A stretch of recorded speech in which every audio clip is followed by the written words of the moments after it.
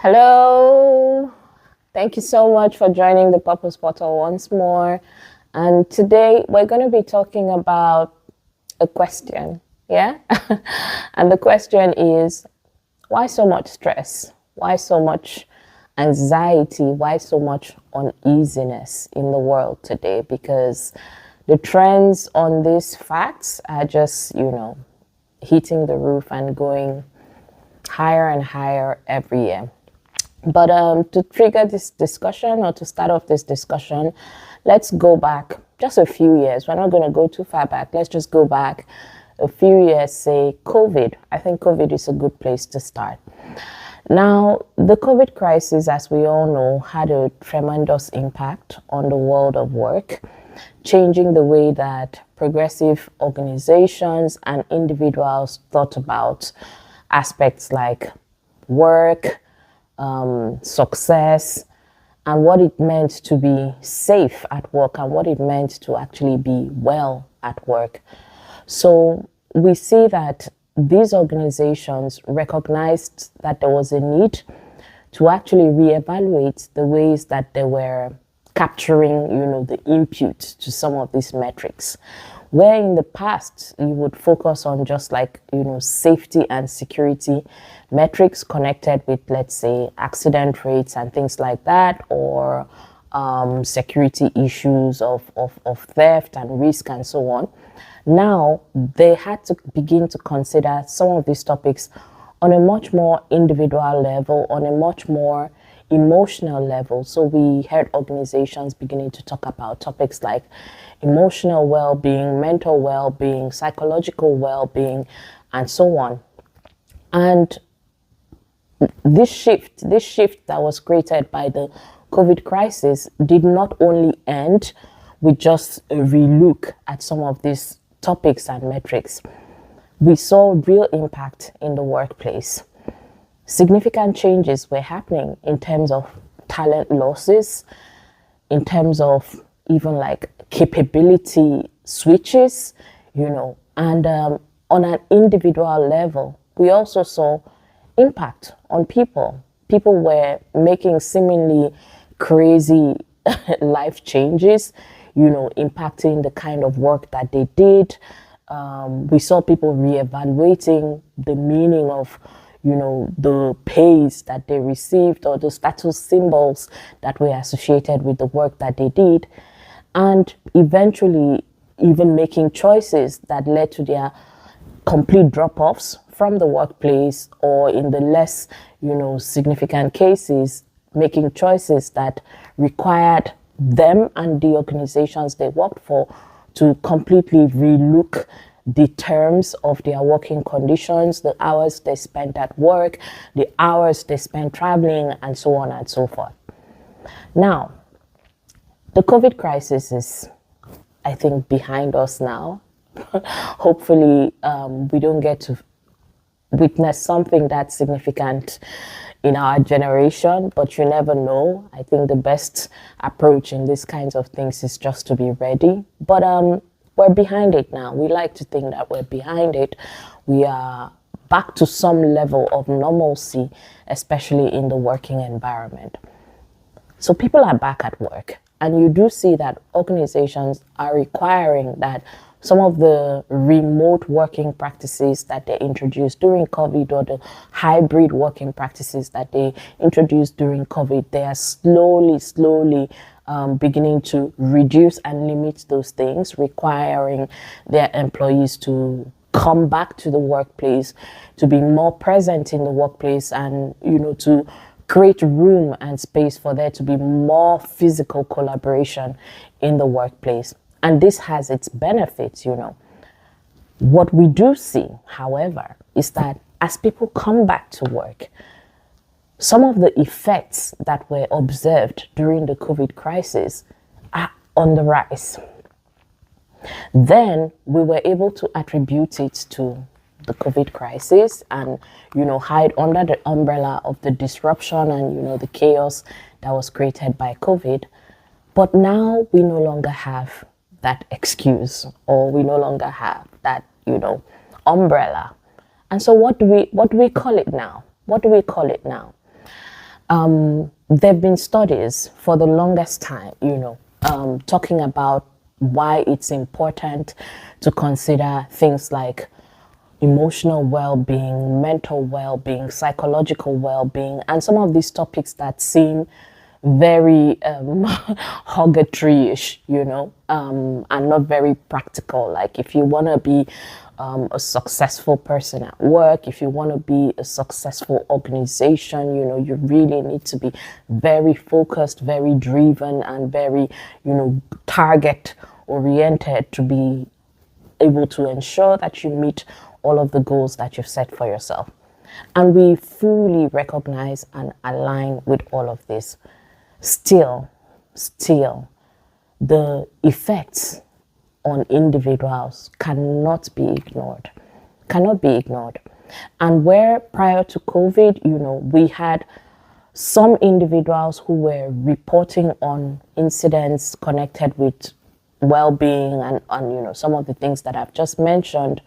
But there were, if we look at numbers, let's say they were in their thousands or in their hundreds. Now we have them in the hundreds of thousands across the world generally. If you used to have maybe just 5 of those cases in a year in the workplace, now you have suddenly 50 of those cases. So we see dramatic increases in levels of stress, levels of anxiety, levels of uneasiness in the workplace, even post the COVID crisis. And many organizations are struggling with the why behind some of these trends that they see. They've taken some measures, we hear about some of the fantastic work measures that are being taken in different organizations to improve the level of engagement, the level of safety, to increase the level of connectedness that people feel within organizations. Some of these changes are on pay, on reward, on job titles. Organizations are doing a lot, if we're being honest, to really just create a sense of belonging and to create a sense of wellness, to create a sense of, fair reward and equity within the workplace. Still, we do see that some of these things are not enough. And at the Purpose Portal, we believe that all of the uneasiness and anxiety, stress, etc., that is being felt is as a result of lack of self-recognition and self-alignment. A lack of self-recognition and a lack of self-alignment. Here's why we think so. Now, if you look at trends today, many individuals, especially professionals in the workplace, those in the high-pressure work environments and some less so, report on feeling a disconnect between their aspirations, work aspirations that is, and the impact that they want to have in the world. Call it societal impact, community impact, but generally just impact in the world. And so they see that there's a divergence between what it is that they're working really hard on and committing nearly all of their time on in the workplace to achieving, versus some of the dreams, goals, aspirations that they've always nursed, connected to what they want to achieve in the world, what they want their legacy to be, what they want to be remembered for as having contributed to the world. And part of the reason why COVID seemed to have been a trigger is because COVID forced us to have space to reflect more and to have space to almost kind of do away with stuff that was inessential, creating time for us to really have a look and to experience and feel the things that were more important, I guess, in the lives of many of us. And this has not changed. And so having gone back to work, people still see these gaps. The gaps still exist. You know, you're building a successful career, you're working hard at something, you're earning a lot of money, but you still feel a deep level of unsatisfaction. You still feel like, something is off, something is missing, and you're looking for a way to fill it. In some cases, it actually led to people changing jobs. So changing jobs in the sense of actually then job hopping, like, okay, maybe it's because there's something here that I'm not getting, I can get it somewhere else, and so they move. And I guess for some individuals, that movement was a movement from something that they had recognized wasn't serving or filling them to something that seemed to do that better. But for others, it was more a movement of, oh, I want to earn more money, I want to have, a higher or a more senior job title, and so they move. But that movement, in those cases, did not really resolve the conflict. And so one of the impacts of all of this uneasiness is actually the frequent job hopping that we see. Change of career, change of job title, change of, status and so on. Still, the unrest exists because of that divergence, that non-alignment between what it is that the individual really wants to achieve in the world and what they consider to be a career that is giving them the most financial or monetary reward. Something else that we also observe is the fact that for organizations who have now begun to think about the topic of meaning, so what makes up meaningful work? What makes your job fuller, richer, and more meaningful? That's, I think, the best way to capture it for individuals. Are then beginning to see the impact of some of these slight changes in the level of engagement, in the level of energy, and even just joy that people now experience with the small changes that they make as a result of what they now consider to be their own inner North Stars or compasses.